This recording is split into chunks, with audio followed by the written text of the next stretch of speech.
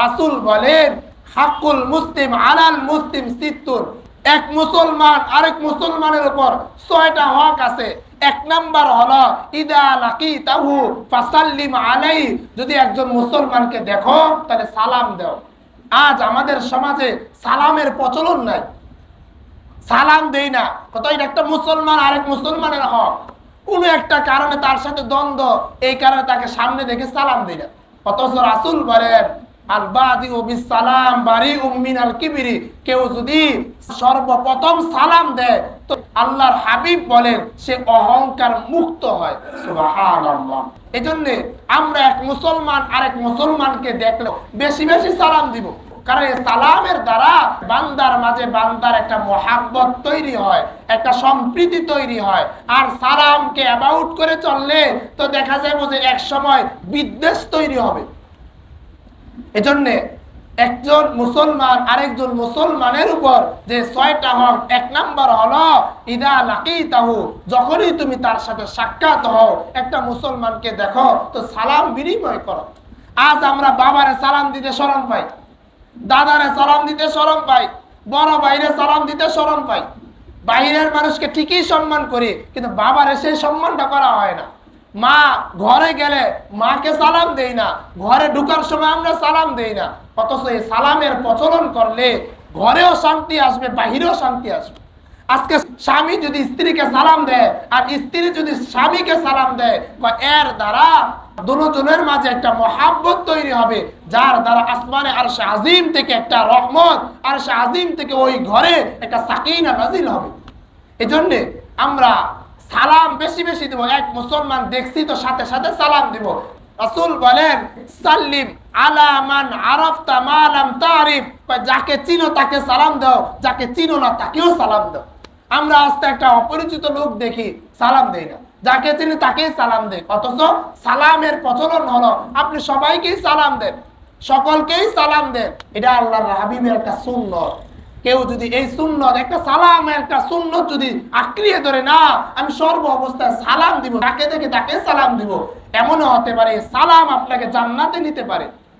কারণ রাসূল বলেন মান তামাসসাকা বিসুন্নতি ইনদা ফাসাদি উম্মতি ফালাহু আজরু মিয়াত শাহীদিন, কেউ যদি আমার ফিতনা ফাসাদের জামানায় একটা ছোট্ট একটা সুন্নতকে আঁকড়ায় ধরবে, একটা সুন্নতের উপর অটল থাকবে, রাসূল বলেন সে 100 শহীদের সওয়াব তার আমলনামায় দেওয়া। এজন্য ছোট থেকে ছোট একটা সুন্নতকে আঁকড়ায় ধরার চেষ্টা করি। এই চুল কাটা এটা রাসূলের একটা সুন্নত।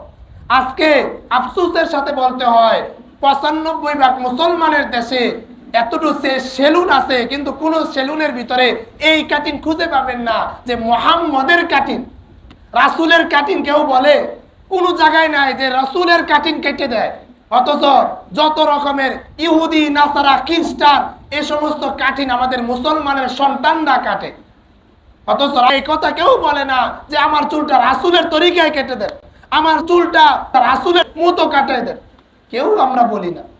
আফসোসের কথা যে রাসূল আরশে আজিমে গিয়েও বান্দাকে ভুলে নাই, উম্মতকে ভুলে নাই।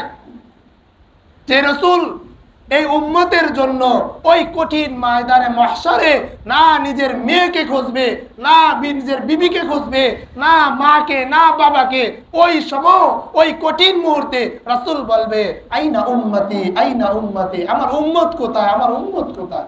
ওই রাসূলের একটা সুন্নত আমরা মানতে পারি না। এজন্য এক মুসলমান আরেক মুসলমানকে সাক্ষাৎ হলেই আমরা সালামের প্রচলন করি।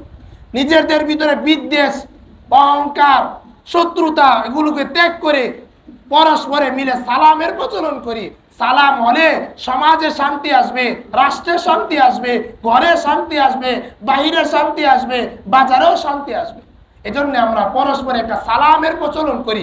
2 নাম্বার হলো ওয়াইদা দাআকা ফাআজিবহু, কোন মুসলমান যদি তোমাকে দাওয়াত দেয় তার দাওয়াত গ্রহণ করো।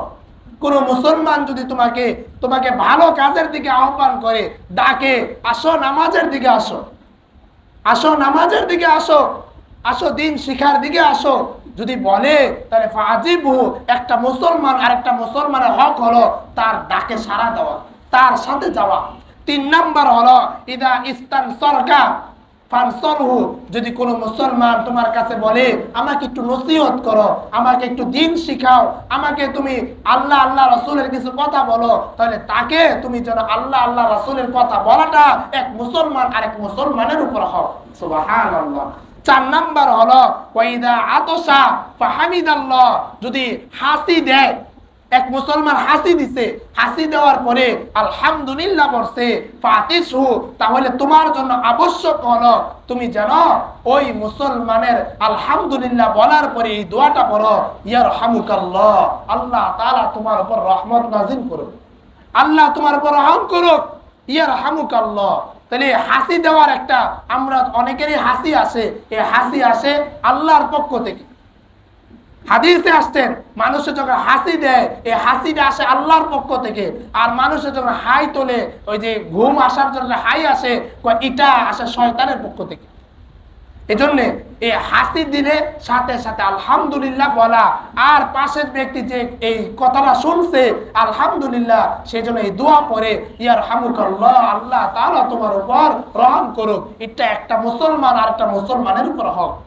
5 নাম্বার হলো ওয়াইদা মারিদা ফাউদুহু, আর কোন মুসলমান যদি অসুস্থ হয়, সে অসুস্থ হয়ে আছে, তাকে দেখতে যাওয়া, তার জন্য কিছু হাদিয়া নিয়ে যাওয়া, তাকে সান্ত্বনা দেওয়া, তার জন্য দোয়া করা, এটা একটা মুসলমান আর একটা মুসলমানের হক।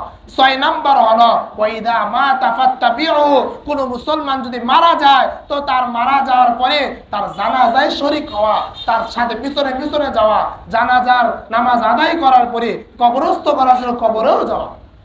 আজ আমাদের সমাজে জানাজার নামাজ এমন হয়ে গেছে, আফসোসের কথা, আজ জানাজার নামাজ একটা নেতাদের পরিচয় পরিচিতির একটা মাধ্যম হয়ে গেছে। জানাজার নামাজ লাশটা রেখে একজন এক এক করে নেতা এসে তার পরিচয় পরিচিতি বলতে থাকে, তো এই পরিচয় পরিচিতি দ্বারা তো এই যে কবরস্থ করা হবে, লাশটার কষ্ট হইতেছে।